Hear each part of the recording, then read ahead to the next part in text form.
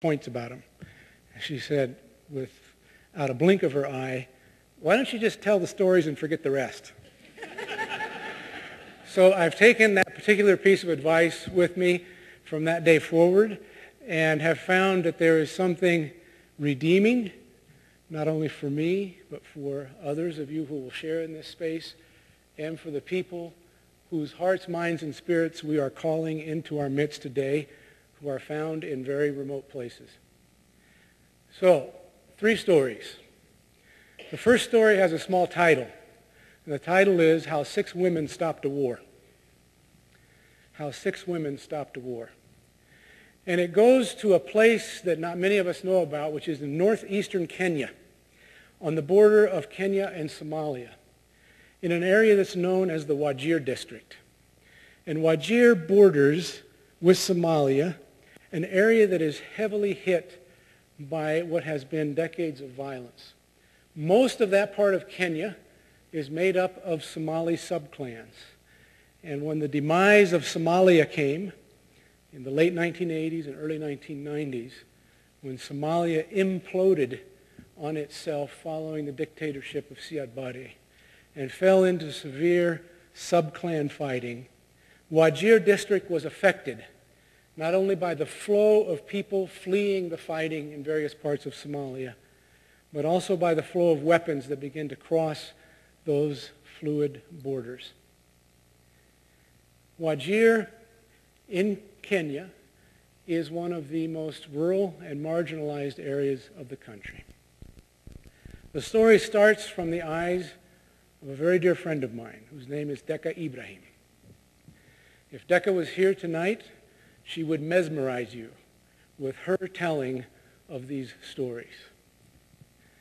She says that much of this process started one afternoon in Wajir town, when she was returning from the market, walking with her young daughter, about 3 years old.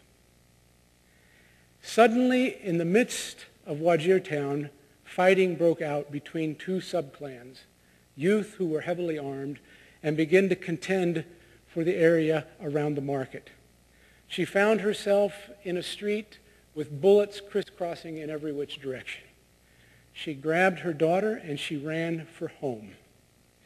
When she got to her house, she ran to the back bedroom and crawled under the bed.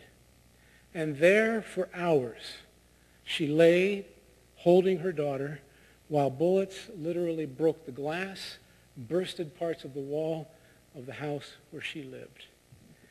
And while she was holding her young daughter, she had a very distinct memory of being a young daughter in the arms of her mother, under that same bed, under those same conditions, some decades earlier.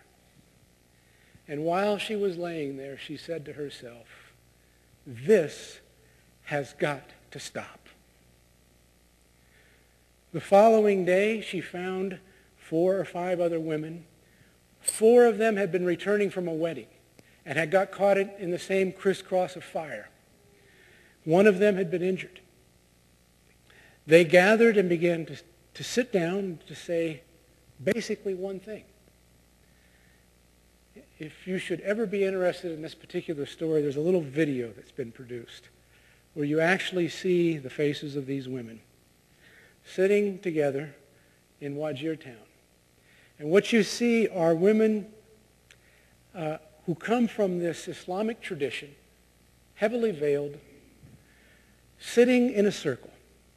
Decca said the one question we asked ourselves was, what do we know about this place? And what do we know that we can do?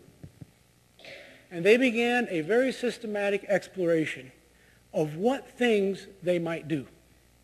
They opted that afternoon for one idea, a very simple idea. The idea was this: fighting always seemed to erupt in and around the market. The market is the one place that most of the women go to buy and sell and to seek food and sustenance for their families. It was the one place where the women had direct access and could move and shape things. So they said, we will try an effort to engage all of the women from all of the subclans of this area around the idea that the market must be safe and accessible to anybody for buying or selling, no matter what their background or clan affiliation. So they mobilized what they called the Wajir Women for Peace initiative around the market. They set up a monitoring group. They began to hold sessions in the afternoons. They talked about the signs of how they would know that fighting was about to happen. They moved as a group to meet with a whole variety of women that came and bought and sold in the market. Whenever any of them heard of somebody coming and another person not allowing them to buy or sell, they immediately went to both people and brought them together and talked about the principle of a safe market. They mobilized immediately and in a sustained way around this market. Some months later, they sat again. They reviewed what they had done. The market clearly was improving. The women were on board. They had done a variety of activities. But they said, if we don't get the men on board, this thing is going nowhere. How do we get the men? So they began a whole strategy around the question of the elders.